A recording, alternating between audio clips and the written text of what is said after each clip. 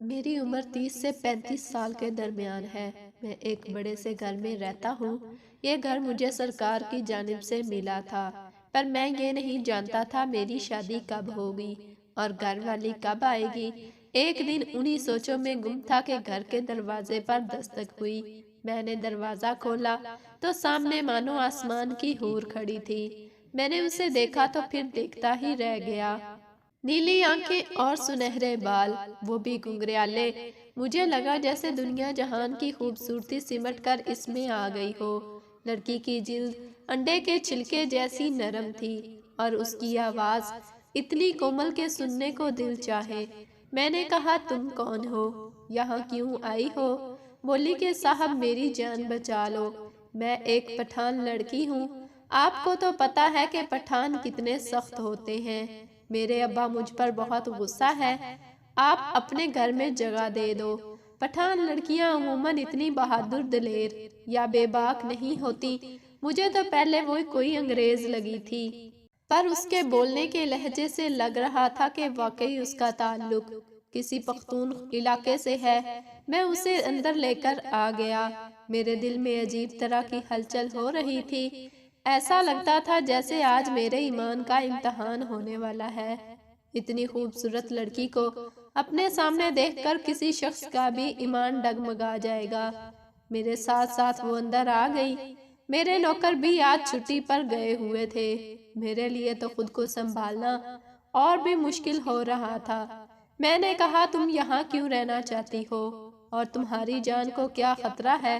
بولی کہ صاحب مجھے اپنے گھر میں نوکری پر رکھ لو، میں آپ کا ہر کام کروں گی، آپ کی خدمت کروں گی، آپ جیسے بولو گے میں ویسے ہی کروں گی، لیکن مجھے اپنے گھر والوں سے بہت ڈر لگتا ہے، وہ مجھے جان سے مار دیں گے۔ میں نے کہا کیوں تم نے ایسا کیا کر دیا کہ جان سے مار دیں گے؟ تم تو کسی لڑکے کے ساتھ بھی نہیں بھاگی، بلکہ بھاگ کر ایک لڑکے کے پاس آئی ہو۔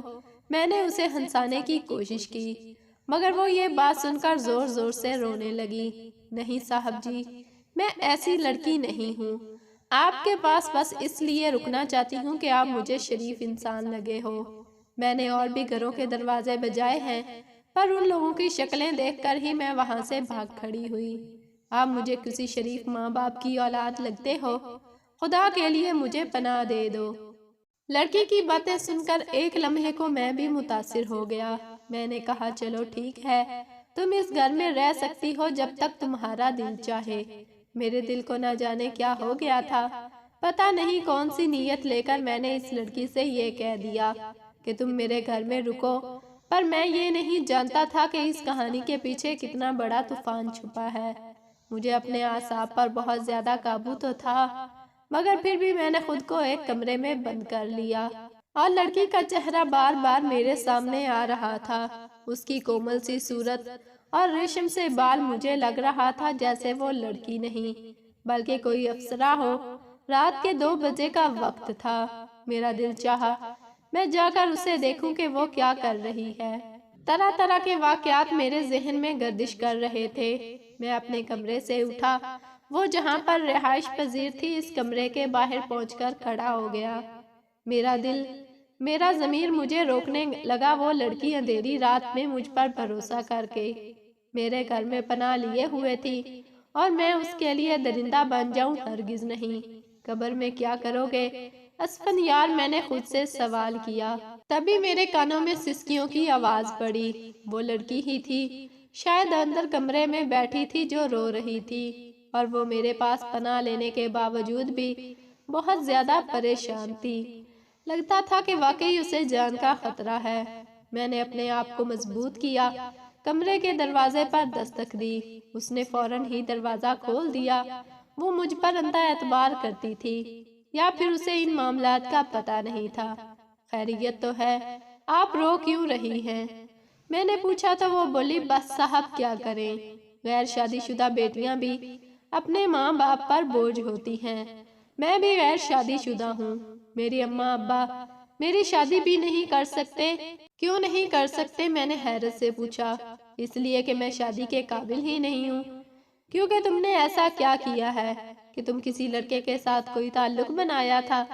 نہیں نہیں، اللہ نہ کرے صاحب، کہ میں نے کبھی کسی لڑکے کے ساتھ کوئی تعلق بنایا ہو، ایسا تو میں سوچ بھی نہیں سکتی۔ تو کیا تم میں کوئی معذوری ہے؟ میرا مطلب کوئی طبی مسئلہ ہے؟ نہیں نہیں، اللہ نہ کرے، میں بالکل ٹھیک ٹھاک ہوں، مجھ میں کوئی مسئلہ نہیں۔ تو پھر تم یہ کیوں کہہ رہی ہو کہ تم شادی کے قابل ہی نہیں؟ میں اس کی بات ابھی تک نہیں سمجھا تھا۔ بس صاحب، آپ نہیں سمجھو گے، یہ بات ہی ایسی ہے۔ وہ لڑکی یہ کہہ کر دوسری طرف چہرہ پھیرنے لگی تو مجھے لگا جیسے وہ مجھے جانے کا کہہ رہی ہو۔ میں وہاں سے اٹھ کر اپنے کمرے میں آ گیا۔ میرے دل میں ہزار بار یہی خیال آ رہا تھا کہ میں اس لڑکی کو اپنی شریک حیات بنا لوں، کیونکہ وہ ایسی تو نہیں تھی کہ اس کے ساتھ میں ایک دو دن گزار کر اسے بھلا سکتا۔ وہ تو ہمیشہ دل میں رہنے کے لیے بنی تھی، شریف اور نازک بھی اتنی تھی کہ اسے بیوی بنایا جا سکتا تھا۔ میں ساری رات یہی سوچتا رہا کہ صبح اٹھ کر اس سے شادی کی پیشکش کروں گا۔ میں اس کے کمرے کی طرف گیا، اس سے یہی بات کرنا چاہتا تھا کہ میں تم سے شادی کرنا چاہتا ہوں، کہ وہ پہلے ہی بولی، صاحب مجھے آپ سے ایک بات کرنی ہے۔ میں سمجھا نہیں۔ میں نے کہا، کیا بات کرنی ہے؟ بولی کہ اگر آپ اجازت دیں تو میں اپنی باقی 3 بہنوں کو بھی یہاں لے کر آنا چاہتی ہوں۔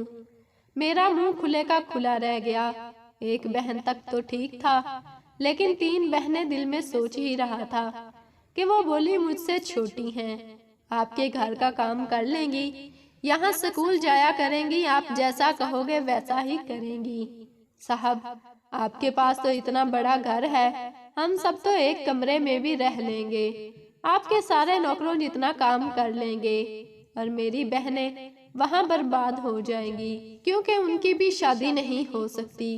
ایک 12 سال کی ہے، دوسری 15 کی اور تیسری 10 سال کی۔ ان تینوں پر بھی شادی کی مہر لگ چکی ہے، یعنی کہ اب وہ شادی نہیں کر سکتی، ساری زندگی ماں باپ کی دہلیز پر پڑی رہیں گی، تو لوگ انہیں تنگ کریں گے، کیوں بھائی تمہاری بہنوں کی شادی کیوں نہیں ہو سکتی؟ میں نے ایک بار پھر حیرت سے پوچھا تھا۔ بس صاحب، یہ تو میں آپ کو نہیں بتا سکتی، پر یہ شادیاں نہیں ہو سکتی، میں اچھی طرح جانتی ہوں۔ ہم چاہیں بھی تو شادی نہیں کر سکتی، کیونکہ ہم شوہر کے قابل نہیں ہیں، ایسا ہماری ماں باپ کہتے ہیں، اور ہمارے گاؤں کے لوگ بھی۔ لیکن وہ ایسا کیوں کہتے ہیں؟ میرے ذہن میں ایک ہی سوال تھا، اور میں اس سوال کا جواب ڈھونڈنا چاہتا تھا، پر میں اس لڑکی کو پریشان نہیں کرنا۔ میں نے اسے کہہ دیا کہ ٹھیک ہے، تم چاہو تو جا کر اپنی باقی 3 بہنوں کو بھی لا سکتی ہو، پر تم اپنا خیال رکھنا۔ اس نے کہا کہ وہ حلیہ بدل کر جائے گی اور اپنے گھر سے باقی 3 بہنوں کو بھی بلا کر لے آئے گی۔ مجھے حیرت تھی کہ وہ یہ سب کیسے کرے گی۔ میں نے اسے کہا کہ تم میری گاڑی اور ڈرائیور لے کر چلی جاؤ، وہ تمہیں مدد کرے گا، تمہاری جان کی حفاظت بھی ہوگی۔ بولی کہ نہیں، ہمارے علاقے میں یہ باتیں بہت معمولی ہیں، آپ کسی ایک سیکیورٹی گارڈ کو بھیجیں گے، وہاں تو سب مردوں کے ہاتھ میں اسلحہ ہوتا ہے، اس طرح اور زیادہ مسئلہ ہو جائے گا، میں جا کر طریقے سے اپنی بہنوں کو بلا لوں گی۔ میں نے بھی اسے منع نہیں کیا، میں اسے جانتا ہی کتنا تھا، جو اسے منع کرتا میں نے اسے جانے دیا۔ مجھے ویسے امید نہیں تھی کہ وہ اتنے سخت علاقے کی کڑی پابندیوں سے چھوٹ کر واپس آئے گی، کیونکہ وہاں کے لوگ تو کبھی بھی کسی عورت کو گھر سے باہر جانے پر معاف نہیں کرتے۔ میں اتنا ضرور جانتا تھا کہ وہ اسے وہیں پر پکڑ لیں گے، بند کر دیں گے اور واپس نہیں آنے دیں گے، یوں میرے ایمان کی آزمائش بھی ختم ہو جائے گی۔ اگرچہ وہ لڑکی بہت خوبصورت تھی، پر میں اس کے پس منظر کے بارے میں کچھ نہیں جانتا تھا، سو میں نے اسے زیادہ روکا نہیں، پر میری توقع کے خلاف جب رات کو میں گھر آیا تو میرے گھر میں 3 لڑکیاں اور موجود تھیں۔ جب میں نے دروازہ کھولا تو تینوں کے ہنسنے کی آواز مجھے آئی۔ میں نے جا کر دیکھا تو وہ جیسے گلاب کے پھول کھلے ہوئے تھے، اس کی طرح خوبصورت اور بے پناہ حسین۔ میں انہیں دیکھتا تو دیکھتا ہی رہ گیا۔ میں نے ہنا سے پوچھا، تم خیریت سے آ گئی؟ تو وہ مسکراتے ہوئے بولی، میں نے اپنی بہنوں کو بحفاظت اس جہنم سے نکال لیا ہے، آپ کا بہت شکریہ۔ میں اگر کسی نوکری پر لگ گئی تو جلد ہی یہاں سے چلی جاؤں گی۔ اس لیے کسی کمرے کا بندوبست کر لوں گی۔ آپ بالکل فکر نہیں کریں۔ آپ کا بہت شکریہ کہ آپ نے میری اتنی مدد کی۔ میں آپ کا احسان کبھی نہیں بھولوں گی۔ میں باہر سے آیا تھا نہ جانے کیوں ان بچیوں کو دیکھ کر۔ میرا دل چاہا کہ میں انہیں باہر گھمانے پھرانے لے کر جاؤں۔ میں نے کہا چلو تم لوگ تیار ہو جاؤ، میں آج جلدی آ گیا ہوں تو تم لوگوں کو باہر کچھ کھلا پلا کر لے آتا ہوں۔ پہلے میں اس لڑکی کے ساتھ اکیلا کہیں جا سکتا تھا کیونکہ لوگ مجھ پر شک بھی کر سکتے تھے، پر اب یہ 4 لڑکیاں تھیں، ان کے ساتھ میں کہیں بھی جاتا تو آرام سے کہہ سکتا تھا کہ یہ میری رشتہ دار بہنیں ہیں یا پھر میری اپنی بہنیں ہیں۔ ویسے بھی باقی 3 بچیاں چھوٹی تھیں، ایک ہنا ہی ان سب میں سے بڑی تھی۔ میں نے انہیں کہا تو وہ خوش ہو گئی۔ ہنا نے تھوڑی بہت تیاری کی، باقی لڑکیاں منہ ہاتھ دھو کر گاڑی میں بیٹھ گئی۔ ہنا کو میں نے 10 بار کہا کہ اگر میری گاڑی میں آگے کی سیٹ پر بیٹھ جاؤ، پر وہ نہیں مانی۔ میں اس کی شرافت کا قائل ہو گیا تھا۔ وہ گاڑی میں اس طرح پیچھے بیٹھی رہی، چھوئی موئی بن کر میں اسے ایک عربی ریسٹورنٹ پر لے کر جانا چاہتا تھا، پر رستے میں ایک فوڈ سٹریٹ تھی جہاں پر ایک تندور والا ہوتا تھا۔ وہ تندور والا بہت ہی اچھی روٹیاں بناتا تھا۔ میں جتنے بڑے ریسٹورنٹ میں جاتا اس کی دی ہوئی روٹیاں لے کر جاتا اور بیٹھ کر مزے سے کھاتا تھا۔ مجھے اس کی روٹی اس قدر پسند تھی کہ میں ہر مہمان کو وہی روٹی کھلاتا تھا۔ اس تندور والے سے میری جان پہچان بھی تھی۔ میں نے تندور کے سامنے گاڑی روک دی۔ میں عموماً گاڑی سے باہر نہیں جاتا تھا۔ تندور والا خود ہی لپک کر میرے پاس آتا اور آرڈر لے جاتا۔ میری گاڑی دیکھتے ہی وہ بھاگا ہوا آیا۔ گاڑی کے شیشے میں نے نیچے کر رکھے تھے، مگر جیسے ہی اس کی نظر مجھ پر اور ان لڑکیوں پر پڑی جو کہ میرے ساتھ بیٹھی ہوئی تھی، وہ اس قدر حیران ہوا کہ حیرت اس کی آنکھوں میں صاف نظر آ رہی تھی۔ مجھے لگا جیسے وہ ایک دوسرے کو پہلے سے جانتے ہوں، جبکہ ہنا کے چہرے کا رنگ بھی اڑ چکا تھا۔ ایسے لگتا تھا جیسے وہ بہت زیادہ پریشان ہو گئی ہو اور اس کی جان نکلنے لگی ہے۔ میں نے اس سے پوچھا بھی کہ کیا ہوا؟ کہنے لگی کہ خدا کے لیے صاحب یہاں سے چلیں، مجھے بہت ڈر لگ رہا ہے۔ اس آدمی سے وہ آدمی کہنے لگا مجھے آپ سے ضروری بات کرنی ہے، پر ہنا کی آنکھ میں آنسو اور اس کا گھبرانا دیکھ کر میں نے جلدی سے گاڑی موڑ لی۔ وہ آدمی بھی باتیں کہتا ہی رہ گیا، لیکن میں نے اس کی ایک نہیں سنی۔ میں نے گاڑی موڑ لی، مگر ہنا اب بھی زاروں قطار رو رہی تھی۔ اسے روتا دیکھ کر مجھے بہت افسوس ہو رہا تھا۔ باقی بچیاں بھی سہمی ہوئی تھی۔ ہنا کا رو رو کر برا حال تھا۔ میں نے ہنا سے پوچھا کہ کیا تم اس آدمی کو جانتی ہو؟ یہ تو ایک معمولی دہی والا ہے، ساتھ میں تندور پر روٹیاں بھی بناتا ہے۔ بولی کہ اس کی دہی کی وجہ سے ہی تو ہم بہنوں کی شادی نہیں ہو رہی اور میں اس حال کو پہنچی ہوئی ہوں۔ کیا مطلب ہے یہ تم کا؟ کیا کہہ رہی ہو؟ یہ زہر تھوڑی بیچتا ہے، خالص دودھ کا بنا ہوا دہی بیچتا ہے۔ میری بات سن کر ہنا مزید رونے لگی۔ اب میں اسے بالکل بھی پریشان نہیں کرنا چاہتا تھا۔ میں نے مزید سوال نہیں کیے کہ شادی کیوں نہیں ہوئی، اس کے پیچھے وجہ کیا ہے، وغیرہ وغیرہ۔ اس نے میری کوئی بات ویسے بھی نہیں سننی تھی، وہ بس زاروں قطار رو رہی تھی۔ ہم لوگ جب گھر پہنچے، اس کے آنسو خشک ہو چکے تھے۔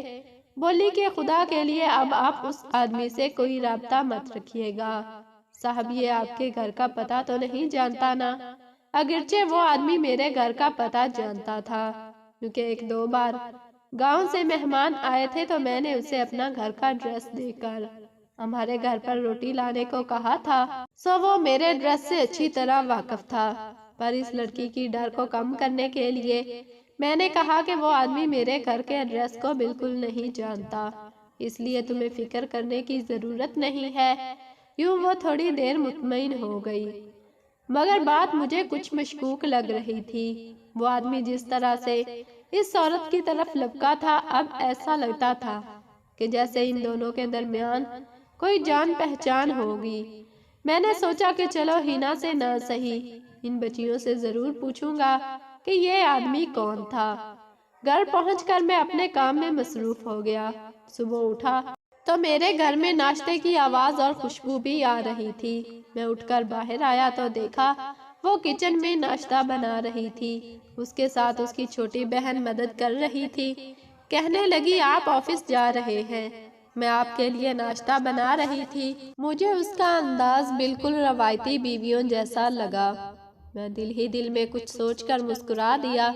میں جو سوچ رہا تھا پتہ نہیں سچ بھی ہوگا کہیں نہیں، مگر میرا دل بری طرح سے اس پر آ چکا تھا۔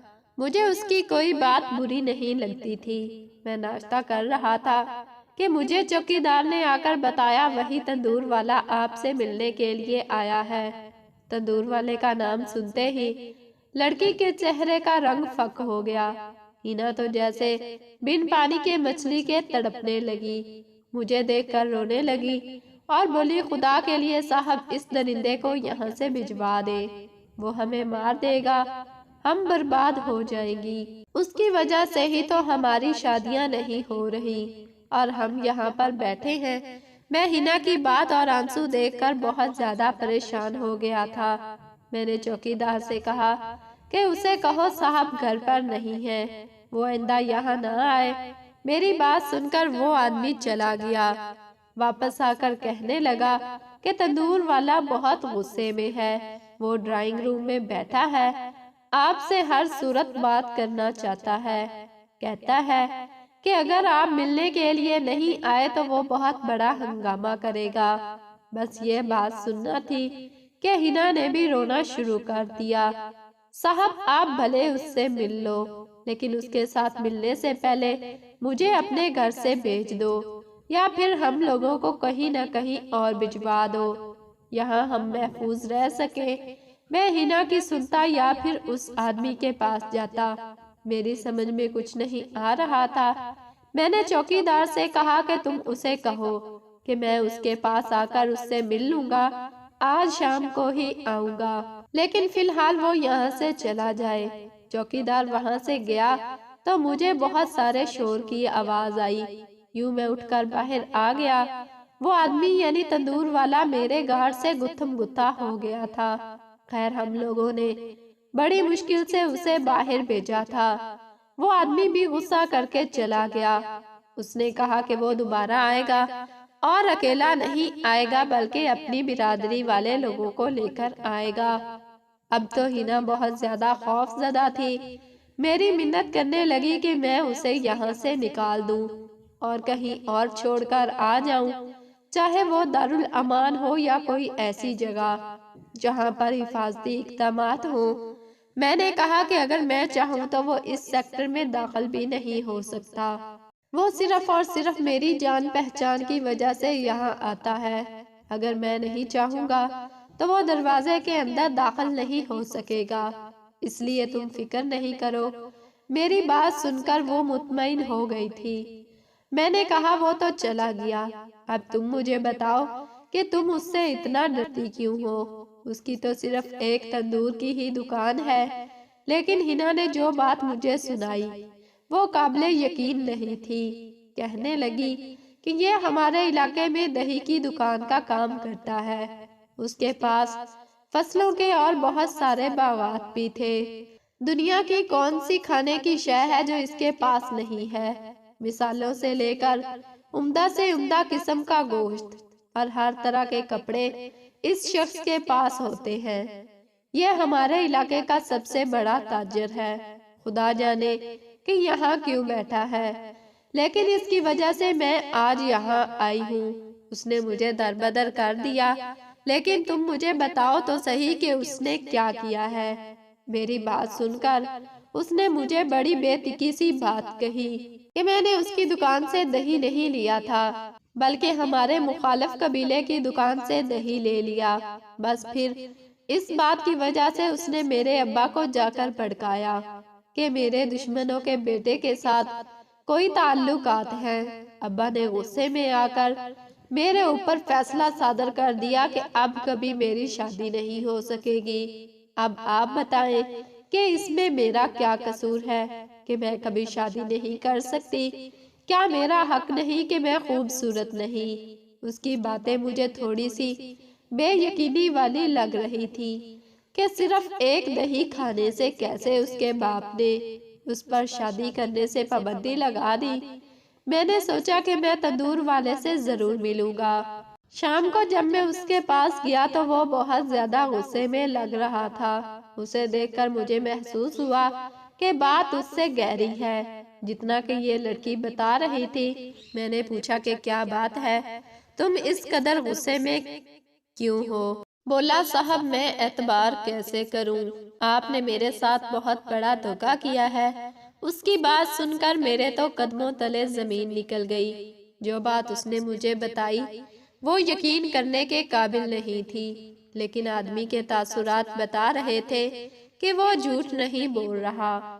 اس نے بتایا کہ وہ عورت کوئی اور نہیں بلکہ اس کی اپنی بیوی ہے، اور ان میں سے جو 3 لڑکیاں ہیں ان میں سے ایک اس کی بیٹی ہے اور اس کی عمر محض 5 سال ہے، جبکہ مجھے یہ نہیں معلوم تھا کہ اتنی بڑی بات کو وہ لڑکی اس قدر سادہ اور آسان انداز میں مجھے بتا کر بے وقوف بنا لے گی۔ میرا منہ کھلے کا کھلا رہ گیا۔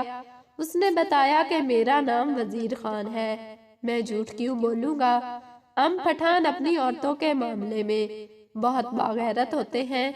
ہم کبھی نہیں چاہتے کہ وہ گھر سے باہر نکلے۔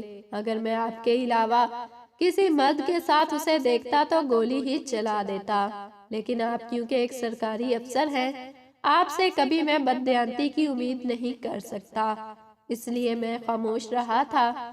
میں جانتا تھا کہ آپ نے کسی غلط فہمی کی بنا پر اسے اپنے گھر میں پناہ دی ہوگی۔ یہ عورت بہت مکار ہے، آپ کے سامنے بہت معصوم بن رہی ہے، دراصل میں بات کچھ اور ہے۔ کیا بات ہے؟ میں بہت پریشان ہو گیا تھا۔ میں سوچ بھی نہیں سکتا تھا کہ خوبصورت نظر آنے والی وہ دوشیزہ اندر سے کتنے بھیانک چہرے کی مالک ہے۔ تبھی اس تندور والے نے جو بات بتائی وہ میرے لیے مزید حیرت کا باعث تھی۔ بس صاحب میری شادی ہوئی تو میں بھی اپنی ساری دنیا چھوڑ کر ہینا کے قدموں میں ڈھیر ہو گیا تھا۔ میں اس کی خوبصورتی کا غائل ہوا تھا۔ میں چاہتا تھا کہ میری ساری دنیا اس کے نام کر دوں، پر آپ کو تو پتا ہے کوئی جتنا بھی خوبصورت ہو اسے دنیا کے قوانین کو تو مد نظر رکھنا ہی پڑتا ہے۔ کوئی نہ کوئی بات تو ایسی ہوتی ہے جس کی وجہ سے لوگ ایک دوسرے سے ناراض ہو جاتے ہیں۔ میری زندگی کے بھی کچھ شروع کے 6 مہینے بہت اچھے گزرے، کیونکہ میری شادی من پسند تھی۔ مجھے اپنی بیوی بے پناہ پسند تھی، مگر پھر میری بیوی نے مطالبہ کرنا شروع کر دیا کہ میں اپنے بھائیوں کی جائیداد میں سے بھی حق ماروں اور ساری جائیداد اسی کے نام کر دوں، کیونکہ اس کے خیال میں میرا بڑا بھائی تھا، سارا حق میرا تھا۔ میں جب اس بات پر راضی نہیں ہوا تو اس نے مجھے دھمکانا شروع کر دیا۔ بولی کہ وہ کوئی نہ کوئی الزام لگا کر یہاں سے چلی جائے گی، میرے بھائیوں پر بد کرداری کا الزام لگا دے گی، یا کوئی ایسا کام جس سے اپنے میکے والوں کی غیرت کو جگا سکے۔ میں اپنی بیوی کی اس دھمکی سے ڈر گیا تھا۔ یہ خطرناک دھمکی تھی۔ اس الزام پر تو کوئی بھی باپ اور بھائی خاموش نہ رہتے۔ میں اپنی بیوی کی بہت منت کی، پھر راتوں رات اس نے ایسا کام کیا کہ میں سوچ بھی نہیں سکتا تھا۔ وہ اپنی بہنوں اور میری ایک بیٹی کو لے کر گھر سے فرار ہو گئی، اور اب طرح طرح کے قصے کہانیاں گھڑ کر آپ کو سنا رہی ہے۔ میں اس آدمی پر یقین نہ کرتا تھا۔ اگر وہ مجھے نکاح نامہ نہ دکھاتا، جب اس نے مجھے اپنا نکاح نامہ، اس لڑکی کی تصویر اور ہر چیز دکھائی تو مجھے یقین آ گیا، کیونکہ میں ایک سرکاری افسر تھا۔ میں یہ سوال کرنے کا حق رکھتا تھا۔ میرا بھی تعلق پولیس کے شعبے سے تھا۔ میں اس پر بلا وجہ یقین نہیں کر سکتا، پر جب مجھے یقین ہوا کہ یہ آدمی سچ بول رہا ہے تو مجھے اس مکار اور عیار لڑکی پر بہت غصہ آیا۔ وہ تو مجھے پھانسنے کے چکر میں تھی۔ میں حیران تھا کہ وہ اتنی بے باک اور بے غیرت کیسے ہو سکتی ہے۔ میں نے اسے اپنے گھر سے نکال دیا اور اس کے شوہر کے حوالے کر دیا۔ بھلے میں آپ کو اس قدم سے ظالم لگ رہا ہوں گا، لیکن میں نے جو کیا اپنے ضمیر کے مطابق صحیح کیا۔